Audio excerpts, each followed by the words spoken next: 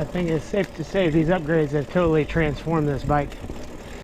I got my tools and my bag of quality bike parts, so let's go ahead and get them installed and work on upgrading our M2 Ridge. First things first, got to get rid of the old Jake Super Brakes. Just a little bit of YouTube magic. Whoa, looks like all our parts are installed. Let's check it out. Let's see what we did. First thing you see here is these pedals. The stock plastic pedals have been replaced. These orange pedals here are actually only about 20 bucks. They got really aggressive pins here. They're the Fuker pedals. Got these off Amazon. They look pretty cool and they've got a kind of funny name, so I figured I would give these a try. They seem to be pretty good and definitely an upgrade off the original. On the back here you see we have the Shimano hydraulic brakes. These were about 60 bucks off Amazon. They come already pre-bled. So for the rear, I did external routing on these. I didn't feel like messing with that. And on the front, I also have the Shimano hydraulic disc brakes. In the race where we got down metal to metal and destroyed the old brakes, actually warped the front rotor pretty bad, so I had to replace the front rotor there. But that was another 15 bucks. Also got the RockShox air fork here. Which was about $200, the RockShox Recon. It's got lockout, pretty easy to install, still kept with the quick release on the front. And then also the dropper post. This was actually the hardest thing to install.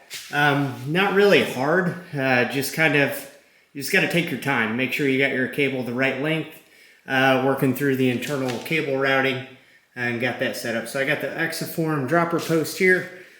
With the handle mounted release or the remote lever there, that was about 150 bucks. So upgraded pedals, got a dropper post, I've got hydraulic disc brakes, I've got an air fork with lockout or RockShox Recon up front. Total cost about 800 bucks. I'm not aware of any other bike that's in that price range that you can get that for 800 bucks, but keep in mind that was all work that I did myself. So if you have to pay somebody else to do that and install those parts, that's kind of most of your cost savings is gone right there. I'm sure it's probably a couple $100 bucks to get this installed. But like I said, nothing I did here was super challenging. If you have a little bit of patience and a willingness to learn and use some tools, you can do all that work yourself at home. Another thing to keep in mind if you are planning to take it to a bike shop, a lot of bike shops don't like to work on Ozark Trail bikes or Walmart bikes in general, so keep that in mind. You might go to a bike shop and they might say no, we can't touch it for whatever reason. They just don't want to work on them, so keep that in mind. I would say if you're going to do it yourself and you want a project that you can easily tackle with a little bit of patience and time and upgrade as you go, I would say this is a good bike to go with. If you want something already off the shelf that's already good to go, and maybe spend a little bit more and not deal with doing it yourself or upgrading it, maybe look at something else or maybe a used bike. But as far as a nice do-it-yourself project, not too bad. So the only thing now is to get it out to the trail and see how it does. All right guys, here we are, first ride out on the upgraded M2 Ridge. Let's see how it goes. I'm still running the stock tires for now. They do okay if it's not wet and muddy, but before I race again, I'll be upgrading the tires as well. But for today, testing out our other upgrades, we still got our stock handles. It's nice to have working brakes.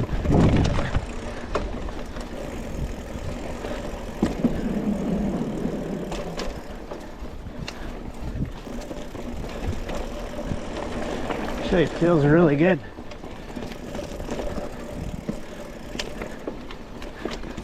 Feels like a completely different bike.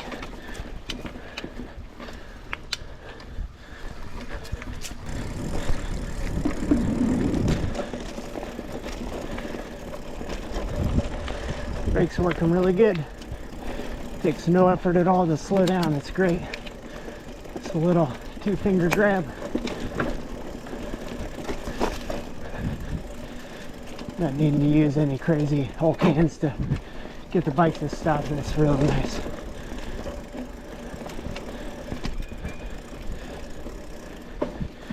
This air fork is just eating up the bumps. Feels way better, way less noisy than the Suntour fork. Which I mean it should, right?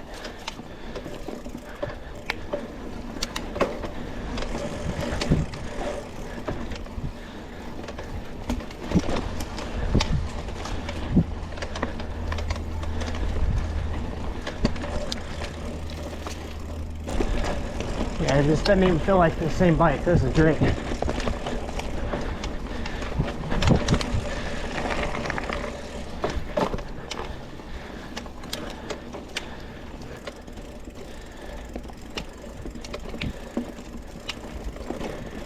I think it's safe to say these upgrades have totally transformed this bike.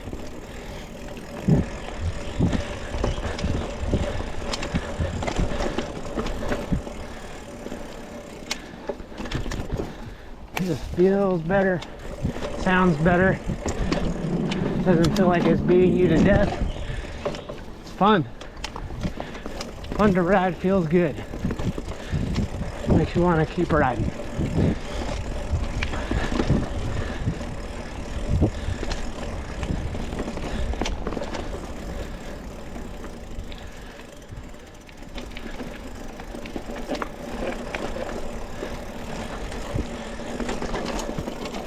Feel a lot more confidence on some of these descents.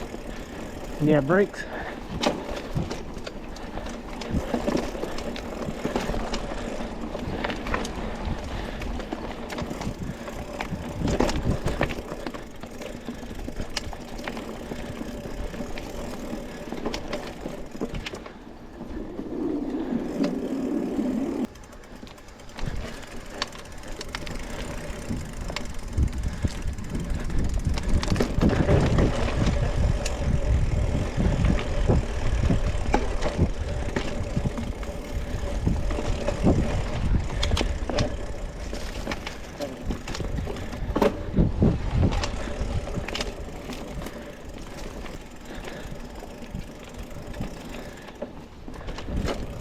Such good control of these brakes, it feels great.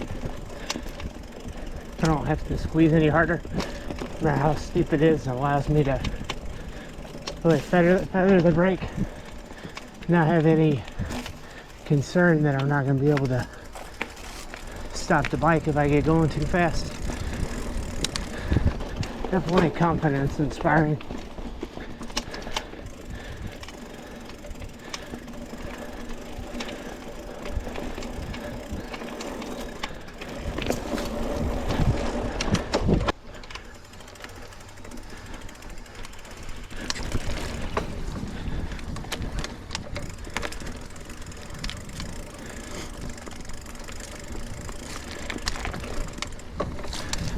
Feels good.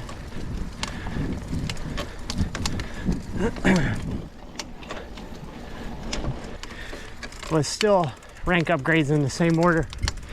You gotta have brakes.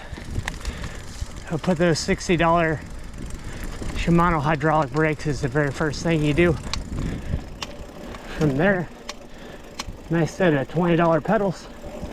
These pedals are working great. Took out a nice set. Almost anything would be an upgrade over the stock plastic ones. From there, go for an air fork.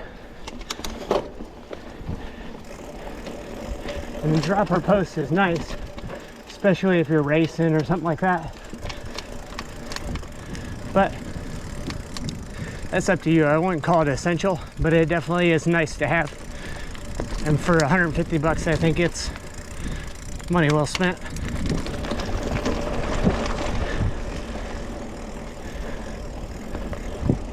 You guys let me know down in the comments below. What would you upgrade and why? Or if you have a Ridge at home, what'd you upgrade? I'm so far very happy with how the bike's performing. And gonna have a lot of fun riding this bike for the years to come.